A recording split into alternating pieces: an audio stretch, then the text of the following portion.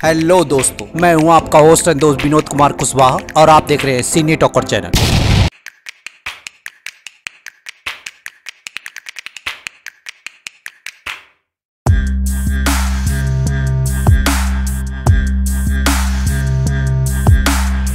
तो आज के इस वीडियो में हम सुपरमैन एंड लुइस सीरीज के सीजन 1 के एपिसोड नंबर 3 को आपके सामने एक्सप्लेन करने वाले हैं।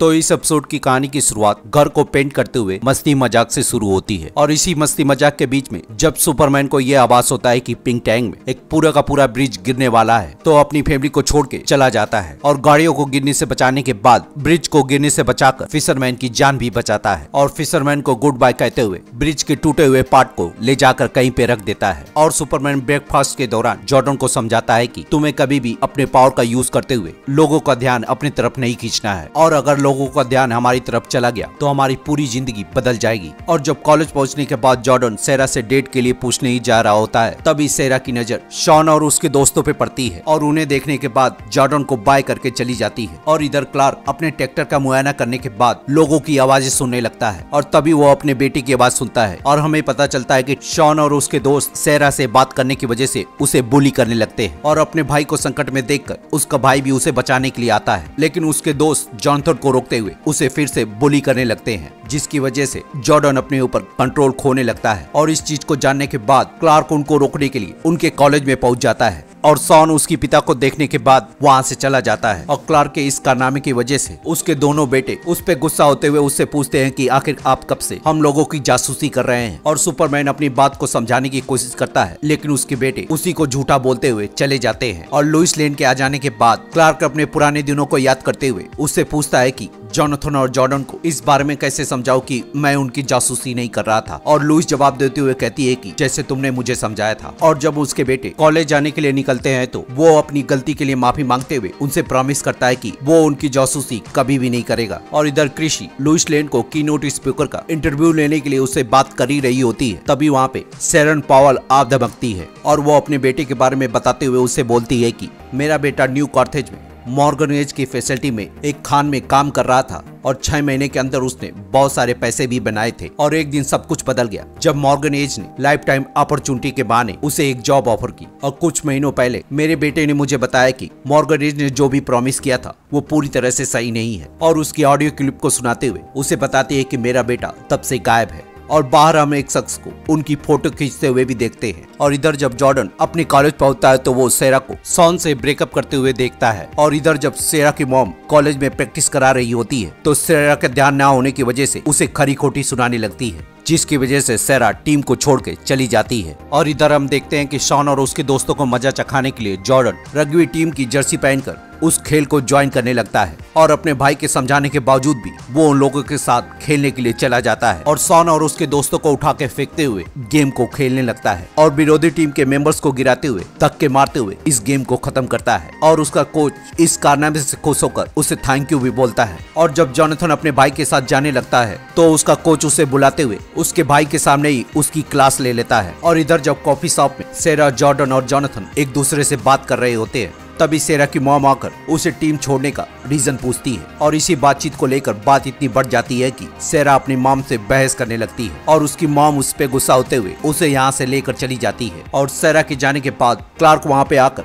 उन दोनों को ज्वाइन कर लेता है। और इधर जब मॉर्गनेज के केस के लिए लुइस लेन कृषि से बात कर रही होती है तभी कोई लुइस लेन की कार को आग लगा देता है। और जब काइल उस आग को बुझाने के बाद लुइस लेन के पास आता है तो लुइस लेन उससे बताती है कि इस कार को जलाने के पीछे मॉर्गनेज का हाथ है, जिस पर काइल उससे कहता है कि इस तरह के सीरियस इल्जाम लगाने से पहले तुम्हारे पास कोई न कोई सबूत होना चाहिए। और इधर जब जोनाथन अपने भाई को कल से खेलने के लिए मना करता है तो जॉर्डन उसे यही कहता है कि मुझे लगता है कि मेरी टीम को मेरी जरूरत है और मैं इसलिए भी खेलना चाहता हूँ ताकि वो लोग कभी भी दोबारा हमें छेड़ ना सके। और जब जोनाथन उसे समझाने की कोशिश करता है कि तुम्हारी वजह से किसी न किसी को चोट लग सकती है, जिस पर जॉर्डन उसे गुस्सा होते हुए कहता है कि मैं इस बात से तंग आ चुका हूँ कि लोग मुझे अब टाइम बम समझने लगे हैं जो कभी भी बेकाबू होकर फट सकता है। और जोनाथन उसे कहता है कि डैड एक न एक दिन इस बात को जान जाएंगे, जिस पर जॉर्डन उसे जवाब देते हुए कहता है कि मैं कोई गलत काम नहीं कर रहा हूँ जिसकी वजह से मुझे अपने पिता से डरना पड़े। और इधर जब क्लार्क अपने लोन के सारे पेपर को साइन करके लाना को देने के लिए जाता है तो उससे बातचीत करते हुए उसे पता चलता है कि जॉर्डन फुटबॉल खेलते हुए बहुत फेमस हो चुका है। और इधर हम देखते हैं कि फुटबॉल प्रैक्टिस के दौरान कोच के कहने पे शॉन और उसकी भिड़ंत होती है तो जॉर्डन उसे टक्कर मारते हुए गिरा देता है और उसके गिर जाने के बाद जॉर्डन शॉन से सेरा को किस करने की वजह से उससे माफी मांगते हुए दोस्ती का हाथ बढ़ाता है। और हम देखते हैं कि क्लार्क वहाँ पे पहुंचकर ये सब देख रहा होता है और जॉर्डन की इस गलती की वजह से उसे समझाते हुए उसे कहता है कि तुम्हें ये गलती कभी नहीं करनी चाहिए थी, क्योंकि तुम्हारी इस गलती की वजह से किसी की भी जान खतरे में पड़ सकती है। और जॉर्डन अपने पिता पे गुस्सा होते हुए उससे कहता है कि काश ऐसा होता कि तुम कभी भी अपनी नौकरी से निकाले नहीं जाते और फिर हम लोग कभी भी यहाँ पे नहीं आते। और गुस्से में उससे ये भी कहता है कि काश तुम यहाँ से चले जाते और कभी भी हम लोगों के पास नहीं आते। और क्लार्क उसकी बात सुनने के बाद उसे ऊपर जाने को कहता है। और फिर कुछ देर बाद जॉनथन अपने पिता के पास आकर उसे समझाता है कि जॉर्डन को शायद फुटबॉल की जरूरत है और अपने भाई के बारे में उसे बताते हुए बताता है कि बहुत दिनों बाद मैंने जॉर्डन को हंसते हुए और दोस्त बनाते हुए देखा है और उसके स्पेशल होने का क्या फायदा जब आप उसे एक स्पेशल होने का मौका ही नहीं देना चाहते। और इधर जब शेरन पॉल के बताए हुए लोकेशन पे लुइस लेन पहुंचती है तो उस होटल के रूम का दरवाजा टूटा हुआ होता है और जैसे ही लुइस अंदर जाके छानबीन करने लगती है वहाँ पर वही शख्स आकर जिसने उनकी फोटो खींची होती है लुइस लेन को मारने लगता है और उससे बचते बचाते हुए लुइस टेबल पर पड़े हुए पेन को उठाकर उसके कान के अंदर घोंप देती है और फिर उसे दिखाते हुए सुपरमैन के ट्रैकर को पुश कर देती है और फिर सुपरमैन दीवार को तोड़ते हुए उसे धक्का देकर दूसरी ओर फेंक देता है।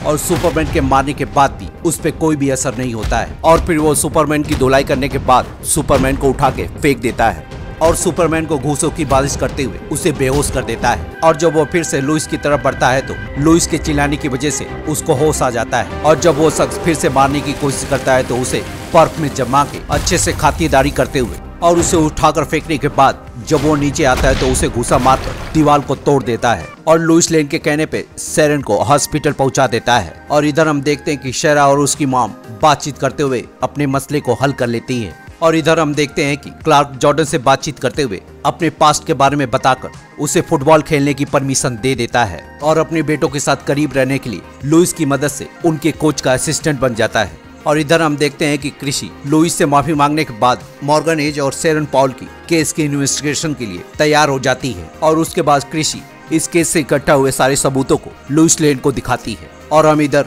मॉर्गन एज की पर्सनल सेक्रेटरी या असिस्टेंट को हीट विजन से मारते हुए देखते हैं जिस शख्स ने शेरन पॉवेल और लुइस लेन पे हमला किया था। और उसके खात्मे के साथ ये एपिसोड यहीं पे खत्म हो जाता है। तो मिलते हैं किसी और वीडियो में किसी और टीवी सीरीज को एक्सप्लेन करते हुए, तब तक के लिए शुक्रिया।